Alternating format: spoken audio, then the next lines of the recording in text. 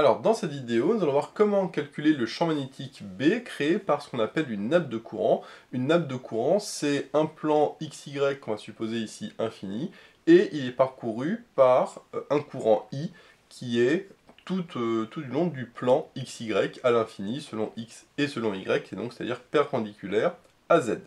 Donc on va voir comment calculer le champ magnétique B créé par cette nappe de courant I, sachant qu'on nous disait qu'il y a une densité de courant J en ampères par mètre.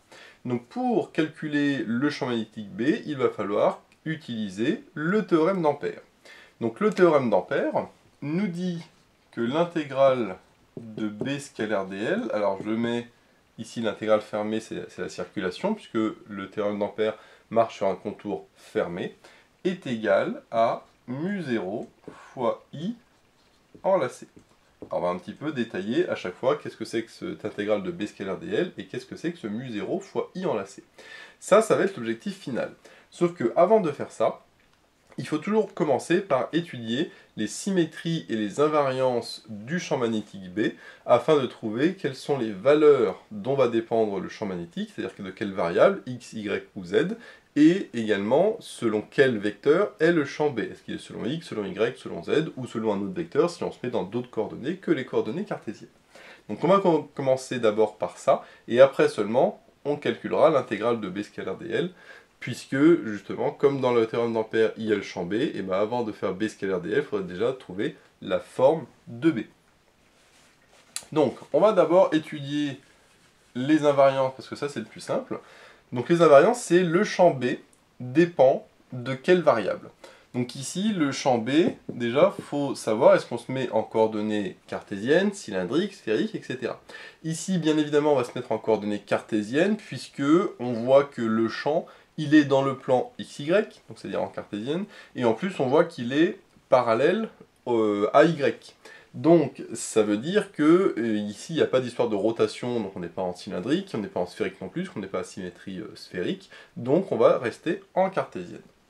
Maintenant la question c'est de quelle valeur ce champ dépend. Donc si je prends un point M quelconque ici, de l'espace, est-ce que le champ magnétique au point M va dépendre de X ou de Y? Alors non, puisqu'on a dit que le plan XY est considéré comme infini, donc que je me mette ici ou que je me mette là ou là, par exemple, alors le X et le Y ne sont pas les mêmes, mais comme le I va être le même du point de vue du point M, puisque le plan est infini, à ce moment-là, ça ne dépend ni de X ni de Y. Par contre, si je me mets en un point au-dessus, donc un point avec le même XY par exemple, mais un Z qui est supérieur, là par contre ça va dépendre puisque je serai plus éloigné du plan. Donc c'est à dire que le champ ne va dépendre que de Z. Maintenant, ça c'était la partie simple. Maintenant on va faire la partie symétrie. Symétrie, c'est-à-dire quelles sont les symétries du champ, enfin du champ de I, c'est-à-dire du champ de courant. Alors là, le mieux pour ça, c'est de prendre un plan de symétrie pour le I. Pourquoi? Parce que si on a un plan de symétrie pour le courant I, on sait à ce moment-là que le B sera perpendiculaire à ce plan. Et si on a un champ qui est perpendiculaire à un plan, c'est parfait, puisque si c'est XY, le plan, le B sera selon Z, si c'est XZ, ce sera selon Y, etc. etc. Donc l'idée, c'est de trouver un plan de symétrie pour le champ I. Et comme ça, on va essayer de voir le B selon quel vecteur il est. Alors ici, on peut soit rester en 3D et puis du coup regarder, bah tiens, est-ce que le plan XY est un plan de symétrie, est-ce que XZ est un plan de symétrie, etc. etc. Moi, ce que je vous conseille, c'est plutôt de se mettre comme si on regardait le champ de face, c'est-à-dire on se met ici et puis on regarde qu'est-ce qui se passe. Donc là, on voit que c'est le Y qui va être vers soi. Donc on a le Z qui est vers le haut, le X, pardon, hop, le X qui est comme ça. Donc là on a X, on a le Z vers le haut, et puis le Y qui vient vers la caméra, donc comme ça. Et on voit qu'on a d'autres courants I, on a plein de courants I qui eux sont dirigés selon Y, c'est-à-dire qui viennent comme ça vers la caméra. Okay, donc de part et d'autre du plan, comme ça. Hop, voilà. Donc de manière infinie, puisqu'on a dit que c'est infini selon x, y. Et donc tout ça, ce sont des courants I qui viennent vers la caméra. C'est pour ça qu'on met des points, parce que ça va vers la caméra. Et donc si je prends un point M quelconque ici, par exemple, est-ce que je peux trouver un plan de symétrie pour le champ? Eh bien oui, je peux prendre le plan qui est ici, donc qui est le plan YZ, en partant du point M, hein, donc MYZ. Pourquoi c'est un plan de symétrie? Parce qu'on voit que à gauche, j'ai le champ qui va vers la caméra, et à droite, j'ai le champ qui va aussi vers la caméra. Donc on voit que ça, c'est bien symétrique de ça, par rapport au plan. De même, si je m'éloigne un petit peu, là le champ est comme ça, et ici le champ est comme ça. Et ça, c'est bien le symétrique de ça, par rapport au plan que j'ai tracé en pointillé.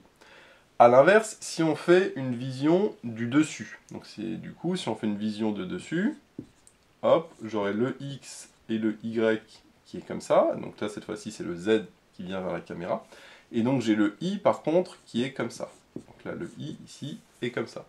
Imaginons que j'ai mon point M qui est là, et que je prends le plan qui est comme ça, c'est-à-dire le plan XZ, le plan qui est comme ça. Donc là ici c'est le plan qui est comme ça. Et bien à ce moment-là, ça c'est un plan au contraire d'antisymétrie. Pourquoi? Parce que si je regarde, si je prolonge un petit peu ici, le courant, et ben on voit que à gauche le courant est vers la droite, alors, à droite pardon, le courant est vers la droite, alors qu'à gauche le courant est aussi vers la droite. C'est-à-dire que là le courant il est comme ça, et ici le courant il est aussi comme ça. Ben, ça et ça, c'est pas symétrique par rapport au plan. Ça au contraire c'est antisymétrique. Si c'était symétrique, ce serait comme ça et comme ça. Ça c'est bien le symétrique de ça, mais ça par contre c'est pas le symétrique de ça. C'est au contraire justement l'antisymétrie. Donc ça c'est un plan d'antisymétrie. Donc ce n'est pas bon. C'est pas le plan qui m'intéresse parce que un plan d'antisymétrie, alors c'est intéressant quand même parce qu'on sait que le champ il est dans ce plan, sauf que bah, ici c'est pas du tout intéressant, parce qu'à ce moment-là il en faudrait deux, parce que si on sait que le plan XZ est un plan d'antisymétrie, à ce moment-là on sait que le champ est selon, dans le plan XZ, donc on sait qu'il n'est pas selon Y, mais ça ne donne pas plus d'informations. Donc ici le plan de symétrie, on a dit que c'était M, YZ, donc le plan M, YZ est un plan de symétrie pour I, donc B est perpendiculaire à ce plan, c'est-à-dire que B, il est selon le vecteur UX. Donc il s'écrit comme un champ qui sera selon UX. Et on a vu que B, il dépendait que de Z, donc là, je vais pouvoir écrire que B est égal à B de Z selon le vecteur UX. Voilà. Donc ça, c'est la première étape. C'est tout ce qui est symétrie et invariance. Maintenant, on va passer à la deuxième étape, qui est de trouver ce qu'on appelle le contour d'Ampère. Le contour d'Ampère, c'est lui qui va me permettre après de calculer le dl et le i enlacé. Alors le contour d'Ampère, qu'est-ce qu'on prend? Alors c'est là que c'est un petit peu délicat, parce que on peut prendre plusieurs contours d'Ampère. Alors ce qui est important, c'est que le contour d'Ampère, par contre, doit être fermé. Donc par exemple, je vais prendre un cercle, ou un carré, ou un rectangle, ou éventuellement, je sais pas, n'importe quoi, un losange, etc., etc. Mais en tout cas, il faut un circuit fermé, comme si c'était un circuit électrique dans lequel le courant peut passer. Ici, pour une nappe de courant comme ça, il faut prendre quelque chose qui est à peu près les mêmes symétries, c'est-à-dire que du coup, comme on est en cartésien, avec à chaque fois des droites, on va plutôt prendre quelque chose de droit, donc plutôt un carré ou un rectangle, plutôt que de prendre par exemple un cercle qui lui n'a pas du tout la même symétrie que le i. Et donc, je vais refaire mon schéma ici, donc avec l'axe y comme ça, l'axe z vers le haut, donc là c'est y et là c'est z, et donc on avait le i, on a dit, qui était comme ça, hein. Pardon, là c'est x, autant pour moi, hop, et donc j'ai le y qui est comme ça vers la caméra, okay. Et donc j'ai le i qui est un petit peu partout ici. Ça c'est les i qui vont vers la caméra, comme ça. Et j'ai mon point B, mon point M, pardon, qui est par exemple ici. Ce que je vais prendre moi comme contour d'Ampère, ça va être, on a dit un rectangle, on peut prendre un carré, mais je vais prendre un rectangle, je vais faire un peu plus général. Et donc ce rectangle, il va partir du point M. Alors, on peut l'arrêter à ce niveau-là, mais le mieux c'est de l'arrêter en dessous, c'est-à-dire de l'arrêter ici. On va comprendre après pourquoi. Alors, quand je dis ici, c'est le point M' qui est le symétrique de M par rapport à l'axe X ici. C'est-à-dire que je vais prendre finalement un rectangle, pardon, de longueur, on va dire, petit l, et ici, donc j'ai z, et en dessous j'ai aussi z, c'est-à-dire que la longueur ici est égale à 2z, puisque le m, ses coordonnées, c'est x, y, z, donc entre là et là j'ai z, entre là et là j'ai z aussi, puisque c'est symétrique, et donc la longueur ici est égale à 2z. Bon. Le rectangle ne passe pas forcément par l'origine, hein, donc je fais un rectangle vraiment de manière générale. Maintenant, il va falloir que j'oriente ce contour, donc soit dans le sens trigonométrique, soit dans le sens des aiguilles d'une montre. Comment je fais pour savoir dans quel sens je vais orienter ce contour d'ampère? Et bien le mieux, c'est de l'orienter de telle sorte qu'il soit dans le même sens que le i. Enfin, plutôt que le i qui traverse le contour, le traverse de manière positive. Alors qu'est-ce que ça veut dire qu'il le traverse de manière positive? Eh bien, il faut savoir que si j'ai un rectangle ou un cercle, n'importe, et que je tourne dans ce sens-là, c'est-à-dire dans le sens trigonométrique, il faut bien penser à une bouteille. Une bouteille, si on tourne comme ça, on va dévisser. Et donc si on dévisse, ça veut dire qu'on a le vecteur normal, ce qu'on appelle le vecteur normal à la surface, qui est du coup comme ça, puisque on dévisse, donc on va dans ce sens-là, vers la caméra, et donc le vecteur, le sens positif, c'est dans ce sens-là, vers la caméra. Bon. Alors que si, au contraire, je prends un rectangle, mais que je l'oriente dans le sens des aiguilles d'une montre, comme ici. Donc là, si on tourne comme ça, eh bien on voit que on visse, donc c'est-à-dire qu'on ferme la bouteille, et donc à ce moment-là, j'aurai le vecteur n, vecteur normal, qui sera vers le tableau, comme ça, en profondeur. Ça s'éloignera de la caméra. L'autre manière pour voir, si vous n'avez pas l'habitude des bouteilles que vous vissez ou dévissez, vous prenez la main droite, vous gardez le pouce vers le haut, et ça, c'est ce qui va tourner. Donc on voit que là, quand je tourne dans ce sens-là, c'est-à-dire dans le sens trigonométrique, eh bien j'ai le pouce qui est vers la caméra, c'est-à-dire on est dans ce cas-là. On voit que là, je tourne dans ce sens-là, et je vais dans ce sens-là. Alors qu'à l'inverse, on voit bien que si je tourne dans le sens inverse, dans le sens des aiguilles d'une montre, et bien à ce moment-là, j'ai le pouce qui est dirigé vers le tableau. Donc à ce moment-là, c'est dans le sens inverse. Donc ça, c'est l'autre méthode hein, pour voir le sens positif. Donc ici, je suis dans quel cas? Je suis dans ce cas-là, parce que je vois que le i, il vient vers la caméra. C'est pour ça que j'avais fait le i tout à l'heure. Il va vers la caméra, il est selon y. Donc je suis dans ce cas-là. Donc je vais orienter mon circuit dans ce sens-là. Attention, c'est pas le sens du courant, d'accord, c'est pas un sens de courant, c'est vraiment juste l'orientation du contour d'ampère que je prends. Maintenant, je vais pouvoir calculer l'intégrale de b scalaire dl et le mu0 fois i enlacé. Ce sont deux calculs différents, donc on va commencer d'abord par lui, et puis après on terminera par le i enlacé. Comment calculer l'intégrale de b scalaire dl? Déjà, je vois que mon intégrale, ça va être l'intégrale sur le contour d'ampère, mais je vais avoir en réalité 4 intégrales d'après la relation de Schall, puisque je vois que j'ai 1, 2, 3 et 4 côtés. 4 côtés, qui dit 4 côtés, dit 4 intégrales. Donc là, les points M et M', je les ai déjà nommés. Donc on va prendre par exemple ici, on va dire que ça c'est le point A, et en bas à gauche, on va dire que c'est le point C. Et donc l'intégrale de B scalaire dl sur le contour d'ampère, c'est égal à l'intégrale, on va commencer par le point M par exemple, de M à A de B scalaire dl, plus l'intégrale de A à C, d'après la relation de Schall, de B scalaire dl, plus l'intégrale de C à M', bon 2B scalaire dl, je ne réécris pas, plus l'intégrale de M' à M, pareil, de B scalaire dl, je ne le réécris pas. Bon.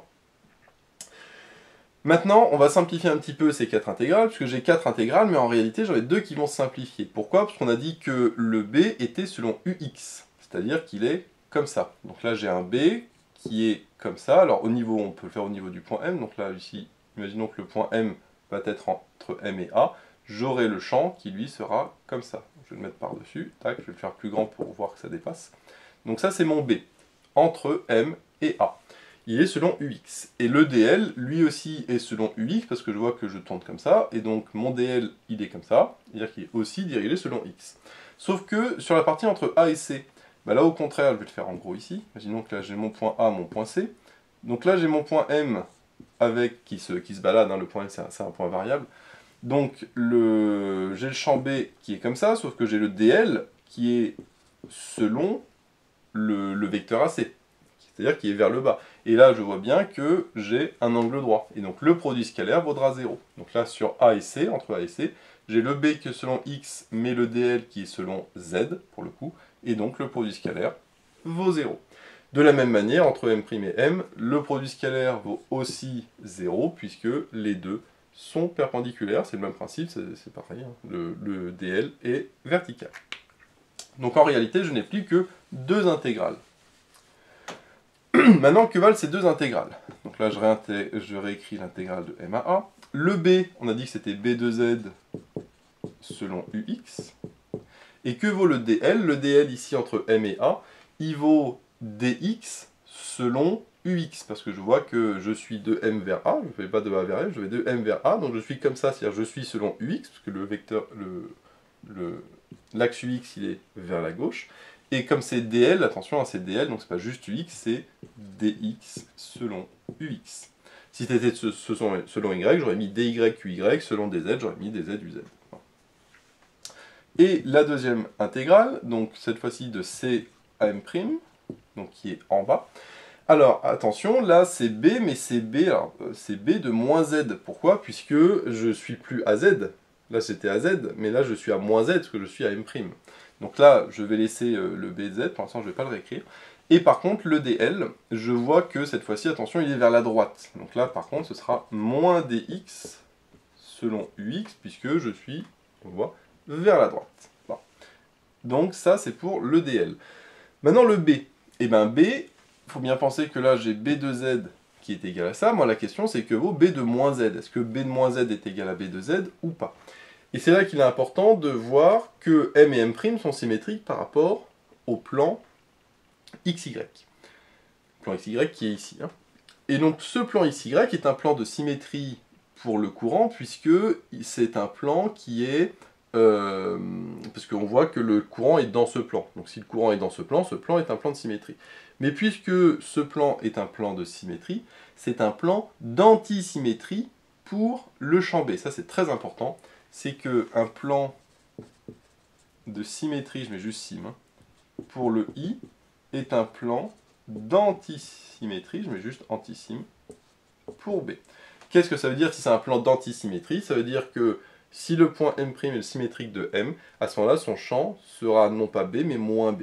C'est-à-dire que là, en dessous, j'ai le champ qui, lui, est vers la droite. C'est-à-dire que j'ai B de moins Z, qui est égal... Alors, comme c'est un plan d'antisymétrie, ça va être la même norme B de Z, mais qui sera selon moins UX, donc là je mets un moins devant, c'est moins B de Z selon UX.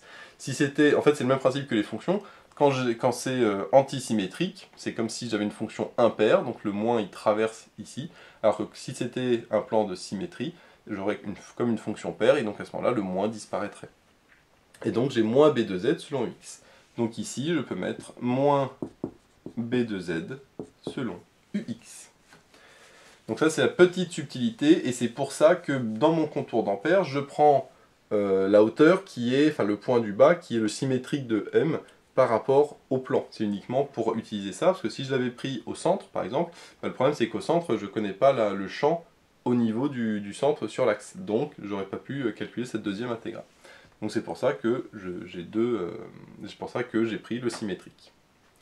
Maintenant on va pouvoir continuer le calcul. Je vais le continuer ici. Ce sera plus simple. Donc là, ça va être très simple. Pourquoi? Puisque je vois que j'ai UX scalaire UX, ça fait 1. Ensuite, le B de Z, enfin on voit que le B ne dépend que de Z, alors que là j'ai un DX, c'est-à-dire que la variable c'est X, mais Z ça ne dépend pas de X, donc je peux le sortir de l'intégrale. Donc ça fait B de Z, fois l'intégrale de MAA de DX. Et si je prends la deuxième intégrale, alors j'ai moins et moins, ça fait plus, donc ça s'en va. UX scalaire UX, ça fait 1. Et là j'ai le même principe, j'ai le B de Z que je peux sortir, et le dx qui reste, et l'intégrale de C à M'. Donc j'ai l'intégrale de C à M' de dx. Donc ça c'est pour mes deux intégrales. Maintenant, ces deux intégrales vont être très simples, parce que l'intégrale de MA de dx, vous savez que l'intégrale de dx, c'est juste la longueur en question entre M et A. Et c'est quoi la longueur entre M et A? Ben, je vois que c'est petit l, parce que moi j'avais dit que mon contour d'impair, il est ici de largeur petit l. Donc ça veut dire que là, j'ai b de z fois petit l. Mais là, ici, j'ai aussi l'intégrale de dx de c', c'est exactement le même principe, c'est aussi b de z fois petit l, puisque c'est exactement le même principe, hein, j'ai juste dx à chaque fois.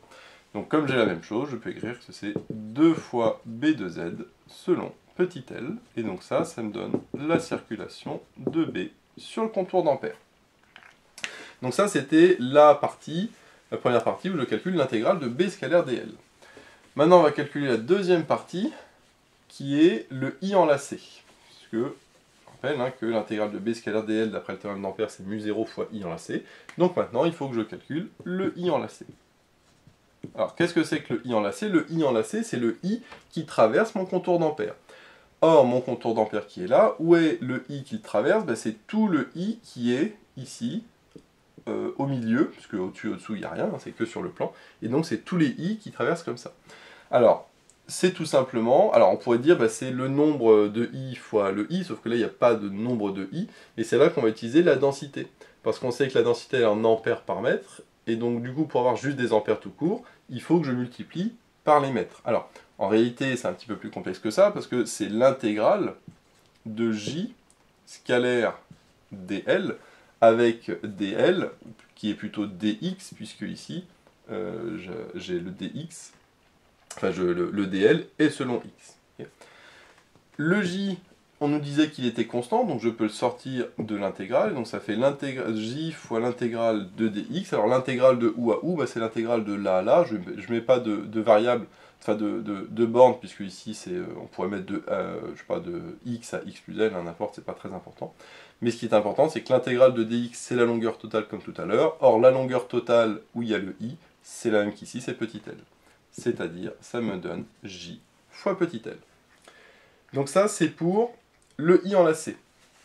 Maintenant que j'ai ce i enlacé, c'est facile, j'ai plus qu'à appliquer la formule du théorème d'Ampère, qui me dit que l'intégrale de b scalaire dl est égale à mu0 fois i enlacé. L'intégrale de b scalaire dl, je sais que c'est 2b de z fois petit l. Et le i enlacé, c'est j fois l, donc ça fait mu0 fois j fois l. Maintenant, moi je voulais b de z, donc je dis b de z égale, donc j'ai juste à passer le 2l à droite, les l se simplifient, et donc ça fait mu0 j sur 2.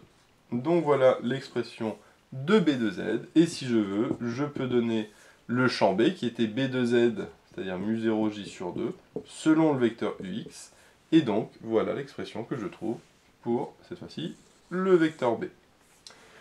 Donc voilà un petit peu comment trouver le champ créé par une nappe de courant, avec un courant I et une densité J, sachant que, ce qui est très important aussi, c'est que j'avais un petit L qui s'est simplifié.